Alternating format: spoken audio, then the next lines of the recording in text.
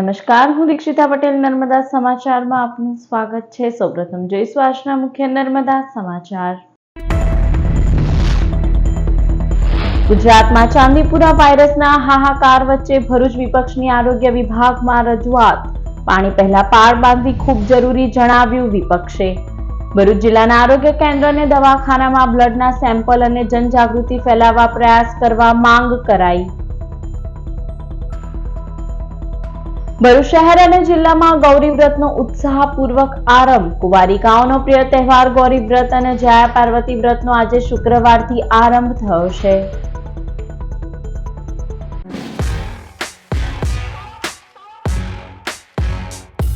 ભરૂચ વિપક્ષ દ્વારા ભરૂચ જિલ્લામાં જીવલેણ ચાંદીપુરા વાયરસના પ્રવેશ પહેલા સાવચેતી રાખવા માટે આરોગ્ય વિભાગ પાલિકા કચેરીમાં રજૂઆત કરવામાં આવી હતી।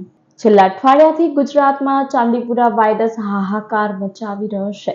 ગ્રામ્ય વિસ્તારોની સાથે સાથે વાયરસ હવે મેટ્રો શહેરમાં પણ બેકાબુ બનવાની તૈયારી કરી રહ્યો છે। રાજ્યમાં ચાંદીપુરાના કુલ કેસ 35 અને મૃત્યુ આંક વધીને 21 થયો છે।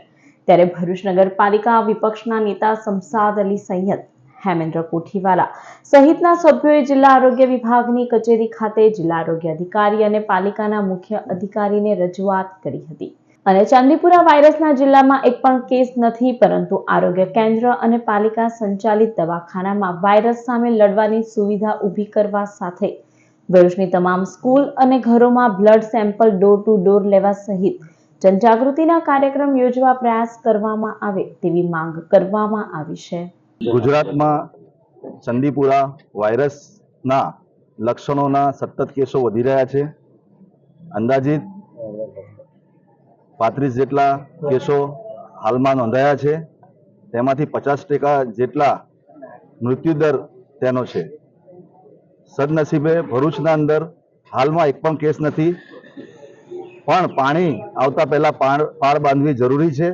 તેના ભાગરૂપે આજરોજ ભરૂચ નગરપાલિકાના વિપક્ષના સભ્યો દ્વારા જિલ્લા આરોગ્ય અધિકારી શ્રી, ભરૂચ નગરપાલિકા ચીફ ઓફિસર શ્રીને આ મુદ્દે રજૂઆત કરવામાં આવેલી છે કે ભરૂચના તમામ આરોગ્ય સેન્ટરો પર આ વાયરસને લગતી તેની સામે લડવા માટેની સુવિધાઓ ઊભી કરવી જોઈએ। ભરૂચના અંદર દરેક સ્કૂલોના અંદર જ્યાં નાના નાના બાળકો છે ત્યાં સ્ક્રીનિંગ અને બીજી જે લક્ષણો દેખાતો હોય ત્યાં બ્લડ સેમ્પલ લેવાની સુવિધા ઊભી કરવી જોઈએ। તેમજ જ્યાં વરસાદી પાણી ભરાયેલા હોય ત્યાં, તેમજ જ્યાં ગંદકી હોય ત્યાં જંતુનાશક દવાઓનો છંટકાવ કરવો જોઈએ। એની સાથે સાથે ભરૂચનું આરોગ્ય કેન્દ્ર અને ભરૂચ નગરપાલિકા તંત્ર આની સામે મજબૂતાઈથી લડી શકે તેની માટે જનજાગૃતિ અભિયાન પણ શરૂ કરવો જોઈએ। હાલ ચાંદીપુરા વાયરસના જે અન્ય જિલ્લાઓમાં કેસ નોંધાઈ રહ્યા છે, તો ભરૂચની જનતાને હું આ બાબતે અપીલ કરવા માંગુ છું કે બિનજરૂરી ગભરાઈ જવાની જરૂર નથી। થોડી સાવધાની રાખીએ જેથી કરીને આપણે આ રોગચાળાથી બચી શકીએ એમ છીએ। બાળકોને ખાસ કરીને લાંબી બાહીના કપડાં પહેરાવવા જોઈએ। મચ્છરો અને માખીઓથી એને બચાવવા જોઈએ। શક્ય હોય ત્યાં સુધી જંતુનાશક દવાવાળી મચ્છરદાનીમાં બાળકોને ઊંઘાડીએ અને જો કોઈને સખત તાવ અને મગજના કોઈ પણ લક્ષણો, દાખલા તરીકે ખેંચ આવવી કે અર્ધબેભાન અવસ્થા જેવું થવું, તો તાત્કાલિક સિવિલ હોસ્પિટલનો સંપર્ક કરવા મારી જાહેર જનતાને અનુરોધ છે। ભાવિનો મનગમતો ભરથાળ પ્રાપ્ત કરાવનાર ગૌરી વ્રત જયા પાર્વતી વ્રતનો આજથી પ્રારંભ થયો છે। ગૌરી અલુણા વ્રતમાં કુંવારિકાઓ 5 દિવસ ઉપવાસ રાખે છે અને મીઠા વગરનો આહાર આરોગે છે। વાંસની ટોપલીમાં જવારા ઉગાડી તેની સવાર સાંજ પૂજન અર્ચન કરે છે। ગૌરી વ્રત પાછળ માતા પાર્વતી અને ભગવાન શંકરની કથા જોડાયેલી છે। માતા પાર્વતીએ મહાદેવજીને પામવા કઠોર તપ કર્યું હતું।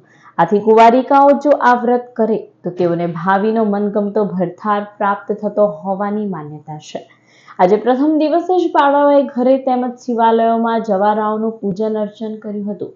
તો ગૌરી વ્રતને લઈ ભરૂચ, અંકલેશ્વર શહેર જિલ્લાના બાગ બગીચાઓમાં માત્ર બાળાઓ અને મહિલાઓ માટે જ પ્રવેશ જારી કરાયો છે।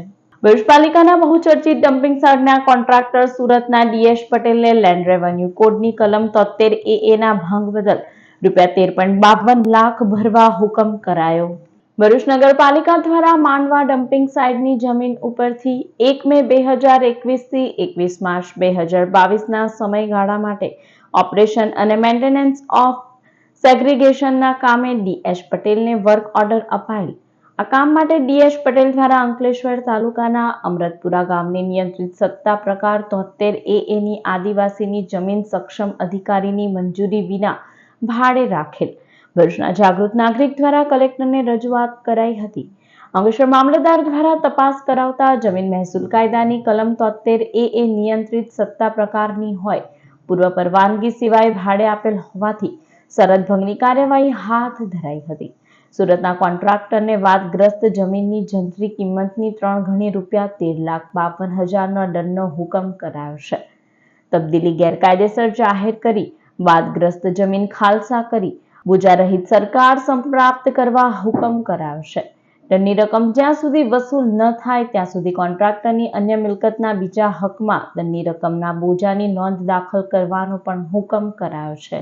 જાયન્ટ્સ ગ્રુપ ઓફ ભરૂચ દ્વારા ઉમરાજની પ્રાથમિક શાળામાં નોટબુક અને સ્ટેશનરીનું વિતરણ કરવામાં આવ્યું. ફેડરેશન ફ્રી એના active Giants group of Bharuch દ્વારા ઉમરાજ ગામની પ્રાથમિક શાળાના વિદ્યાર્થીઓને નોટબુક અને સ્ટેશનરીનું વિતરણ પ્રમુખ Prakash Nizama, federation special officer Ashok Parot, project chairman Mrunal Kapadia અને સભ્યો દ્વારા કરવામાં આવ્યું હતું. અંકલેશ્વરના જ્યુસના વેપારીની કાર ઉપયોગ કરવા લીધા બાદ પરિચિતે રાજપીપળાના ઈસમને ગીરવે મૂકી છેતરપિંડી કરતા પોલીસ ફરિયાદ નોંધાઈ. અંકલેશ્વરના 3 રસ્તા પાસે આવેલા પંજાબ નેશનલ બેંક ઉપર રહેતા શાહિદ અલી કાસમ અલી મુની પ્રતિન ચોકડી પાસે સપના જ્યુસની દુકાન ચલાવે છે. જેની દુકાનની બાજુમાં પ્રાઇમ હોટલમાં ભાડેથી રહેતા નવસારીના મુહુવર ગામના રાજા ફળિયાના હરસુખ ઉર્ફે રાજુ કાનાભાઈ સાવલિયા અવારનવાર આવતા હોવાથી તેના સાથે પરિચય થયો હતો. હરસુખ સાવલિયા પોતે જલારામ ટ્રસ્ટ નામે સેવા ટ્રસ્ટ ચલાવતો હોવાથી જ્યુસના દુકાનદાર પાસેથી રૂપિયાની જરૂર પડતા ઉછીના લઈ જતો હતો. જેથી દુકાનદારને પોતે સેવાભાવી માણસ હોવાથી ગાંધીનગર સહિત અન્ય જગ્યાએ બહાર જવાનું હોવાથી તમારી 2 4 વ્હીલરમાંથી એક કિયા સોનેટ કાર નંબર GJ19BA 6571 ઉપયોગ માટે આપવાનું કહી તેના બેંક હપ્તા ભરવા ખાતરી આપી લઈ ગયો હતો. જે બાદ 2 વાર રૂપિયા આપ્યા હતા. ત્યારબાદ તે અંકલેશ્વર છોડી ક્યાંક જતો રહ્યો હતો. જેને પોતાના બંને ફોન બંધ કરી દીધા હતા.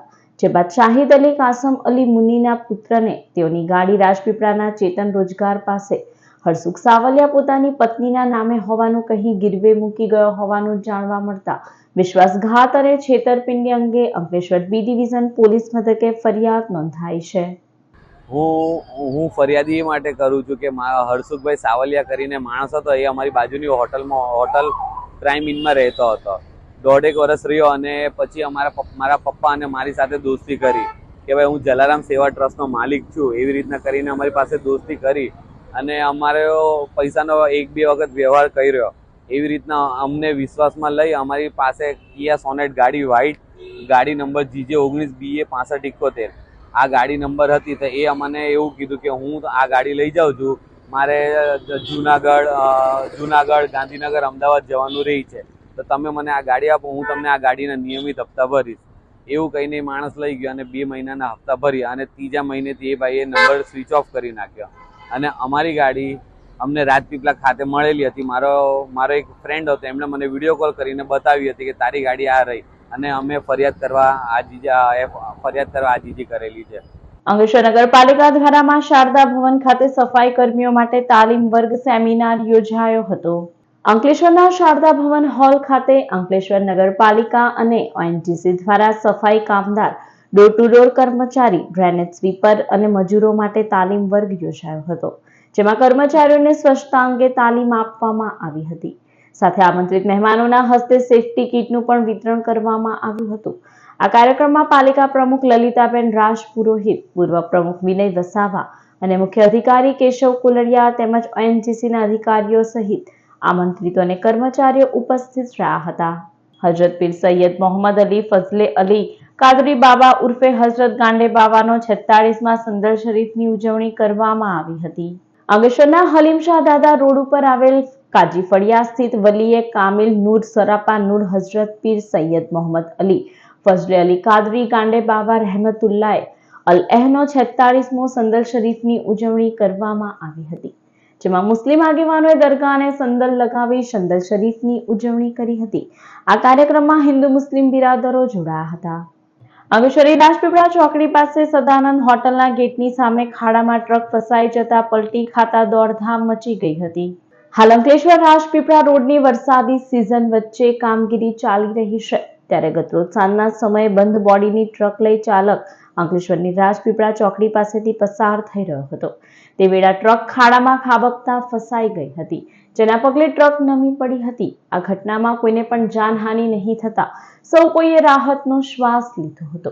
ત્યારે આ માર્ગની કામગીરી ધીમી ગતિએ ચાલતી હોવાથી વાહન ચાલકોએ અવારનવાર મુશ્કેલીનો સામનો કરવાનો વારો આવી રહ્યો છે.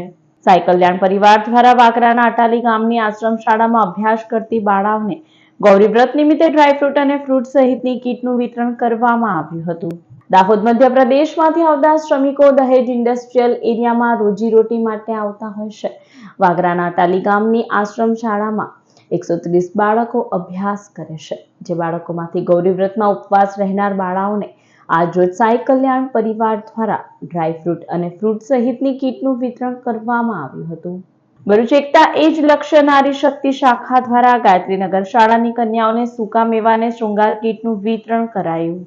નાની બાળાઓમાં ધર્મ જાગૃતિ અને હિન્દુ ધર્મના તહેવારોનું મહત્વ સમજાય, સંસ્કૃતિની જાળવણી થાય તેવા હેતુથી ગાયત્રીનગર ગુજરાતી શાળામાં 75 સૂકા મેવા અને અન્ય શૃંગારની વસ્તુની કીટનું વિતરણ કરાયું હતું. એકતા એજ લક્ષ્ય દ્વારા ગૌરી વ્રતના મહત્વ સમજાવવામાં આવ્યું હતું, જેમાં દીપાલીબેન બારોટ, શાલુબેન, વિકાસ મહેતા, જિગ્નેશ રાણા, વિકાસ સ્વામીદાસ, પ્રુંશુ તિવારી, જય ચોકસી, પ્રણવ ચોકસી તેમજ અન્ય નારી શક્તિ શાખાની બહેનોએ યોગદાન આપ્યું હતું. સંસ્કૃતિ સમાજ સેવા સંસ્થા ટ્રસ્ટ દ્વારા ગૌરી વ્રત અને જયા પાર્વતી વ્રત નિમિત્તે સૂકા મેવા સહિતની કીટનું વિતરણ કરવામાં આવ્યું હતું. નેત્રંગ તાલુકાના શણકોઈ ગામની કસ્તુરબા ગાંધી બાલિકા વિદ્યાલયમાં રહેતી વ્રત કરતી કન્યાઓને સંસ્કૃતિ સમાજ સેવા સંસ્થા ટ્રસ્ટ ભરૂચ અને સમાજના સેવાભાવી બહેનો દ્વારા ફળાહાર, સૂકો મેવા સહિતની કીટનું વિતરણ કરવામાં આવ્યું હતું. આ વિતરણના કાર્યક્રમમાં સંસ્કૃતિ ટ્રસ્ટના સ્થાપક હેમાબેન પટેલ, પ્રમુખ ભાવનાબેન, સેક્રેટરી અંજલિબેન, ખજાનચી મીનાક્ષીબેન, પ્રોજેક્ટ ચેરમેન ઉર્વીબેન ચુડાસમા અને સભ્યો ઉપસ્થિત રહ્યા હતા. ભારત માતા કી જય! ભારત માતા કી જય! ભારત માતા કી જય! વંદે માતરમ! વંદે માતરમ! વાલિયા ગામની સીમમાંથી સોલારના કેબલ અને સાધનો મળી કુલ 2.99 લાખના મુદ્દામાલની ચોરી કરી તસ્કરો ફરાર થઈ ગયા હતા. મૂળ અમદાવાદ અને હાલ વાલિયા ગામની વિશ્વકર્મા સોસાયટીમાં રહેતા પિયુષ દશરથ પંચાલ સોલર પ્લાન્ટમાં સાઇટ ઇન્ચાર્જ તરીકે નોકરી કરે છે, જેની કંપની દ્વારા વાલિયા ગામની સીમમાં સર્વે નંબર 253 અને 255માં સનિકા પોલિટેક્સ પ્રાઇવેટ લિમિટેડ અને આદિત્ય વિવિંગ વર્ક્સ કંપનીના સોલાર પ્રોજેક્ટમાં 7 ઇન્વર્ટરમાં નાખવામાં પોલી સોલાર માટે કામગીરી કરવામાં આવે છે, જે સોલાર પ્લાન્ટ ખાતે ગત તારીખ 26મી જૂનથી 6ઠી જુલાઈ સુધી અજાણ્યા ઈસમોએ પ્રવેશ કરી વિવિધ સોલાર કેબલ અને લાઇટિંગ એરેસ્ટર સહિત અન્ય સાધનો મળી કુલ 2.99 લાખથી વધુના મુદ્દામાલની ચોરી કરી ફરાર થઈ ગયા હતા. ચોરી અંગે વાલિયા પોલીસે ગુનો નોંધી તપાસ હાથ ધરી છે. વાલિયા તાલુકાના 8 ગામની પ્રાથમિક શાળાની બાળાઓને સામાજિક આગેવાન અનંત પંચાલ દ્વારા કેળાની વેફરનું વિતરણ કરવામાં આવ્યું હતું. વાલિયા તાલુકામાં સામાજિક કાર્ય સાથે સંકળાયેલ અને ડહેલી ગામના આગેવાન અનંત પંચાલ દ્વારા શ્રમિકોને ધાબળા વિતરણ સહિતની પ્રવૃત્તિ કરવામાં આવે છે, જેના ભાગરૂપે આજરોજ ગૌરી વ્રત નિમિત્તે વાલિયા તાલુકાની ડહેલી, પીઠોર, જબુગામ અને ઇટકલા, દોલતપુર, ચોર આમલા, ઉમરાજ તેમજ વિઠ્ઠલ ગામની પ્રાથમિક શાળાની બાળાઓને કેળાની વેફરનું વિતરણ કરવામાં આવ્યું હતું. આ વિતરણ કાર્યક્રમમાં અનંત પંચાલ અને મિત્રો તેમજ પરિવારજનો ઉપસ્થિત રહ્યા હતા. વાલિયા તાલુકાના ડુંગળી ગામના પટેલ ફળિયાના બંધ મકાનને તસ્કરોએ નિશાન બનાવી રોકડા અને સોનાના ઘરેણા મળી કુલ 1.92 લાખથી વધુના મુદ્દામાલની ચોરી કરી ફરાર થઈ ગયા હતા. વાલિયા તાલુકાના ડુંગળી ગામના પટેલ ફળિયાના અને હાલ મોસાલી ગામમાં રહેતા ઝૈનુલ આબેદીન મોહમ્મદ હનીફ બોબાદ ગત તારીખ 16મી જુલાઈના રોજ પોતાના ઘરના મુખ્ય દરવાજાનું તાળું મારી નોકરી ઉપર ગયા હતા. ત્યાંથી સીધા મોસાલી ગામે નીકળી ગયા હતા. તે દરમિયાન તસ્કરોએ બંધ મકાનને નિશાન બનાવી મુખ્ય દરવાજાનું તાળું તોડી અંદર પ્રવેશ કરી ઘરમાં રહેલા રોકડા 20,000 અને સોનાના ઘરેણા મળી કુલ 1.92 લાખથી વધુના મુદ્દામાલની ચોરી કરી ફરાર થઈ ગયા હતા. ચોરી અંગે વાલિયા પોલીસે ગુનો નોંધી વધુ તપાસ હાથ ધરી છે. સમાચાર પૂર્ણ કરતા પહેલા એક નજર મુખ્ય સમાચાર પર. ગુજરાતમાં ચાંદીપુરા વાયરસના હાહાકાર વચ્ચે ભરૂચ વિપક્ષની આરોગ્ય વિભાગમાં રજૂઆત. પાણી પહેલા પાળ બાંધવી ખૂબ જરૂરી જણાવ્યું વિપક્ષે. ભરૂચ જિલ્લાના આરોગ્ય કેન્દ્ર અને દવાખાનામાં બ્લડના સેમ્પલ અને જનજાગૃતિ ફેલાવવા પ્રયાસ કરવા માંગ કરાઈ. ભરૂચ શહેર અને જિલ્લામાં ગૌરી વ્રતનો ઉત્સાહપૂર્વક આરંભ. કુંવારિકાઓનો પ્રિય તહેવાર ગૌરી વ્રત અને જયા પાર્વતી વ્રતનો આજે શુક્રવારથી આરંભ થયો છે. તો આ હતા અત્યાર સુધીના નર્મદા સમાચાર. નવા સમાચાર સાથે ફરી મળીશું. નમસ્કાર.